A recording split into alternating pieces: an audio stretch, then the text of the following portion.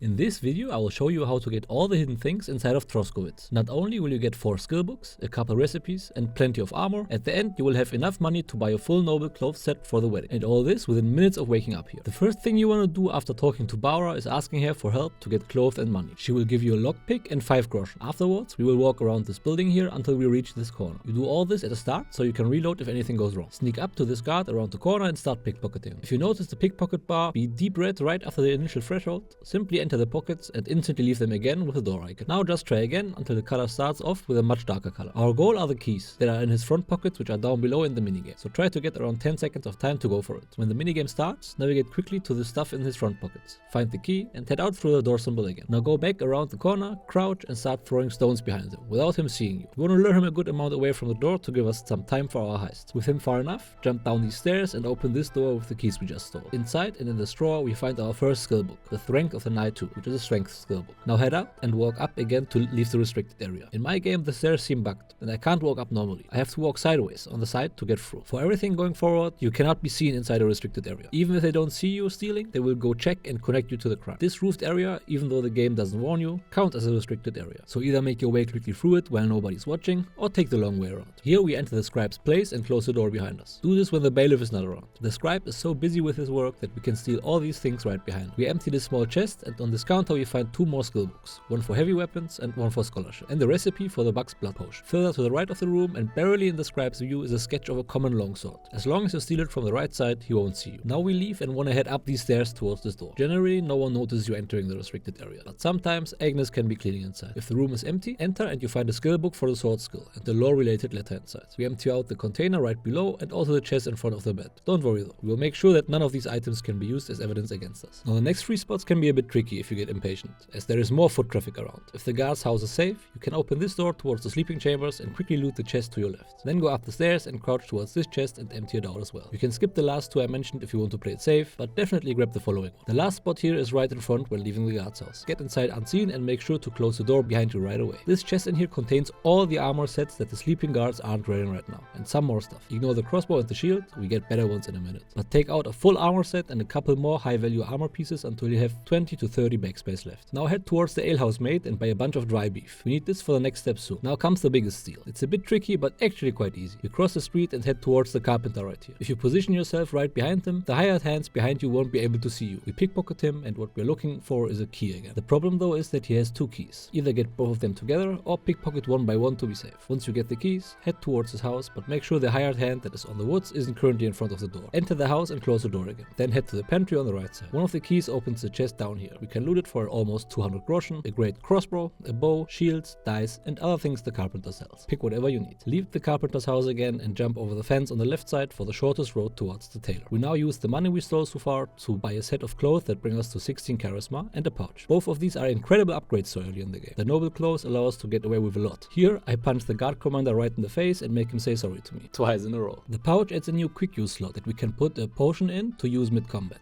Once you have the items, you can wear them. Leave the tailor, go east and towards this house that is next door. Once here, climb this ladder and jump down inside. We can use this house to sleep and wait around. Nobody will ever come bothering us here at the start of the game. Keep in mind, the sleeping is only for charging your energy. It doesn't count as saving. Now make sure to take a seat on this stool so you get a buff that makes it quicker to learn. If you haven't figured out yet what's happening, yes, it's just like the end of the year in school or college. You have to bunker up in here and only read, eat and sleep, ignoring the day-night cycle until you learned all you can. When choosing a time to learn, it will show you how long you have to read to reach 100% of the book. But you can only read a limited amount per day, so you have to sleep for 8 hours to offset this. Start with the scholar book. You can then use 1 skill point to raise a learning buff from sitting even further. Make sure to eat a lot though, so you don't starve. Might happen that the stranger sees you sitting here from outside and comes bothering you, but if you head out, they will leave and you can enter again. Once all the books have been learned, take a look at your inventory. Most of the stolen stuff won't show as stolen anymore. Now we can go to the trader in the west and sell him everything we don't need. You can keep 1 armor set for yourself or just sell him everything. The books alone sell for quite the sum. He will notice that some stuff is stolen, but as most of the stuff isn't and you are wearing fancy clothes, you can let him keep a few Groschen and he will take everything off your hands. Make sure to buy the spade, as there is stuff to dig up throughout your whole playthrough. If you talk to the bailiff about news, he tells you about a fresh grave that appeared southwest of the village. When checking it out, make sure to take out the grave near the rock, not the one with a cross. You'll find a Von Berghoff shield and some more loot. The last thing I show you is something the game should tell you but doesn't. Right across the street of the merchant you have a shack. The game provides no context to this, but this shack is your own alchemy shack. You find a strong Artemisia potion and the recipe for said potion in here, and you can use this spot to brew potions and dry ingredients. That's it with hidden valuable stuff in Troskovitz. Leave a like if you've enjoyed the video and consider subscribing if you want more videos like this.